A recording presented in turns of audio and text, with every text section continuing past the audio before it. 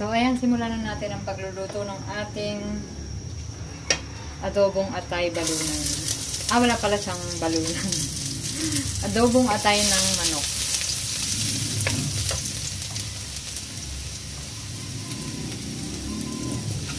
Itong aming kawali ay antigo yan. Wala na yung tangkay niya.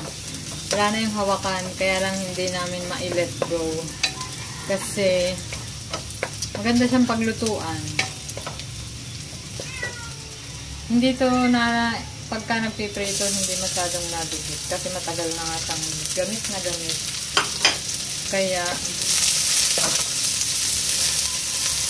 hindi siya parang naging ano na siya. Naging non-stick na siya. Hindi ko pa nga na itatapon.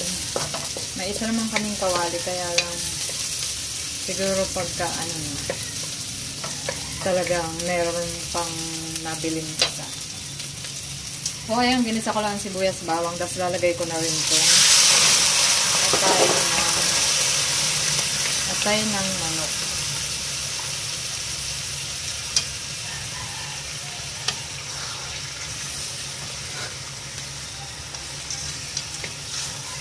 Madali lang naman tong lutuin. Typical na adobo lang siya.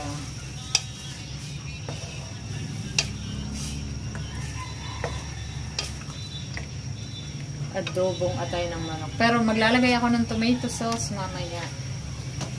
Ewan ko, yun ang gusto ni Daddy kasi minsan may mga pachamba siyang luto talaga. Takpan muna natin, magtutubig pa yan. Buksan naman natin mga Mars.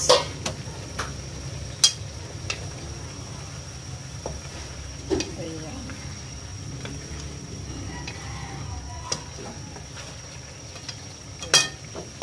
Lalagyan ko na siya ng toyo. Tansya-tansya lang ako mga Mars. Tapos mamaya, dadagdag na lang. Lagay na natin ang 3 pisong paminta.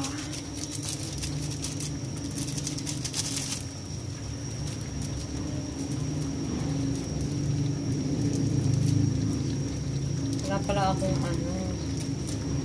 luya.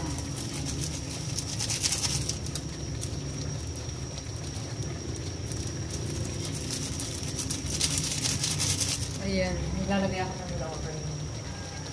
2 laurel lang. Para pang ano lang sa lansa, wala tayong luya. Tapos, lagyan ko na rin ng suka. Then, taktakan natin na alam na Ajinomoto. Then, takpan ulit natin. Buksan na ulit natin mga Mars. Ayan. At siguro naman ay naka-evaporate na ang toyo niya. Ay, ang suka. So, ayan. Haluin natin ng bahagya.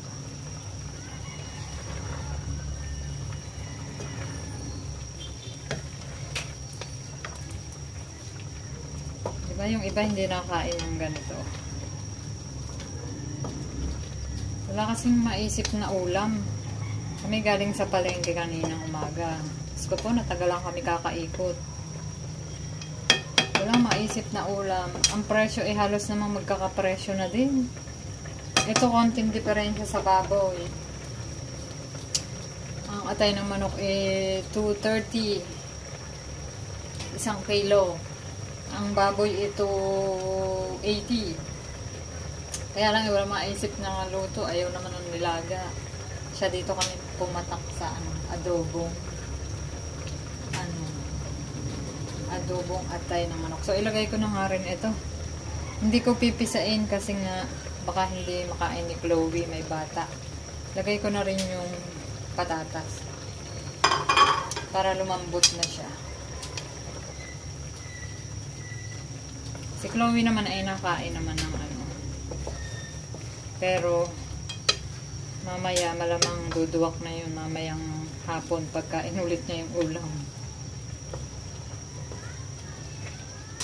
Ang ulam lang na hindi pinagsasawaan ni Chloe ay munggo. Favorite niya ang munggo. Ayan, takpan ulit natin mga Mars. Ayan nga mga Mars. Uy, ang bango na nung ano. Ang bango nung siling haba na nilagay ko. Yun ang gusto ko din pag naglalagay ng siling haba. Ang bango niya.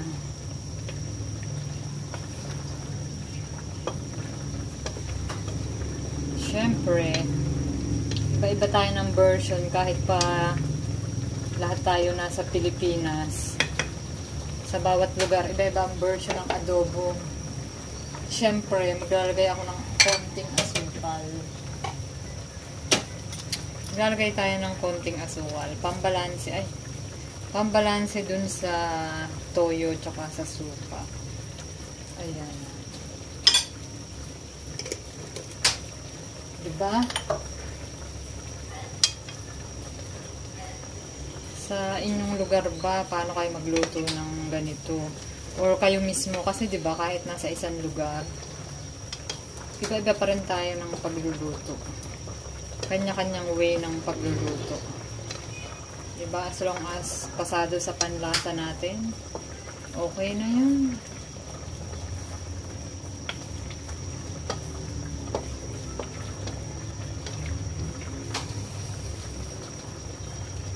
Ang importante, nakakain, tsaka pasok sa panlasa ng bawat miyembro ng pamilya niyo. Sa bagay sa akin, hindi naman nakakapagreklamo. Hindi nakakapagreklamo yung mga anak ko. Kasi gugutom sila pag hindi nila pagtsatsagaan ang luto ng kanilang ina. So, ayan. Ano pa siya?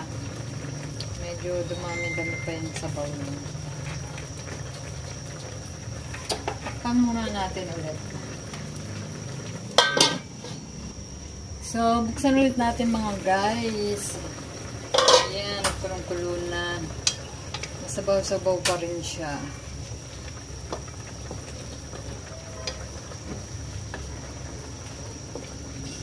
Tigas-tigas pa ang kanyang patatas. Dahil si Daddy Chris ang nagbili ng tomato sauce. Sabi niya pag medyo luto na daw ilalagay. Ayun, si Daddy Chris lang ang nareklamo sa luto ko. Pag hindi swak sa kanyang ano, nagre-reklamo. So, lalagyan ko ng ba yun? Lalagyan ko na ng tomato sauce. Naku po, naglilikot na naman ang aming mga kapusaan. Huwag muna nating ubusin. Ano namang nililikot ng mga pusa natin. Ngayon lang siguro kayo nakakita ng ganito, no? Adobo, tapos may tomato sauce. Minsan kasi si Daddy Chris, naglalagay siya ng ketchup sa adobo. Para maiba naman daw. Para may twist.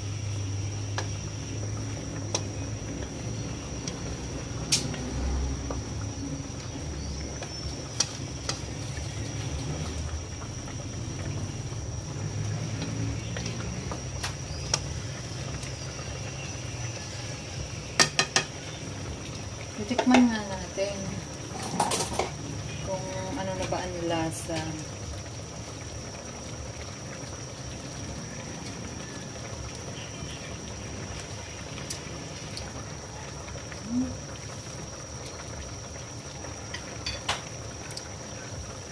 Siguro iubos ko na to. Parang wala namang effect sa lasa niya.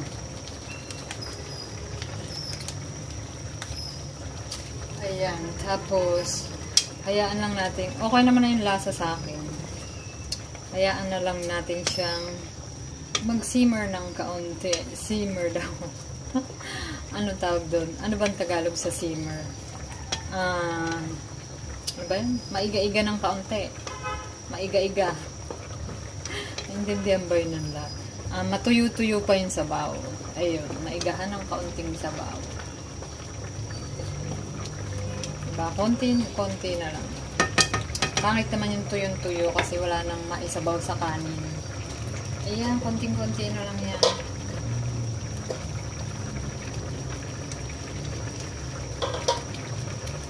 Ayan. Pag si Daddy Chris na nagluluto, nasusobrahan niya lagi sa ala.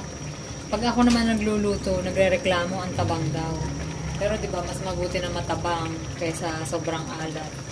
Kasi safe ka sa mga kidney disease, 'di ba?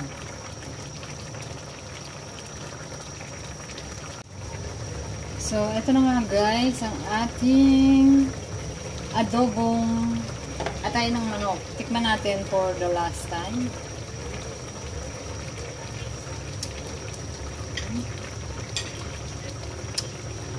Okay naman sa panlasa ko. Okay na. Ewan ko lang sa panlasa nila. Pero okay na guys. Yan ang ating adobong atay ng manok with tomato sauce. Wow. Ano, panibagong style ng pagluluto ng pachamba. Diba? Chamba-chamba lang. Ang importante, nakakain. So, yun lang guys. Thank you for watching. Thank you for watching. Bye-bye.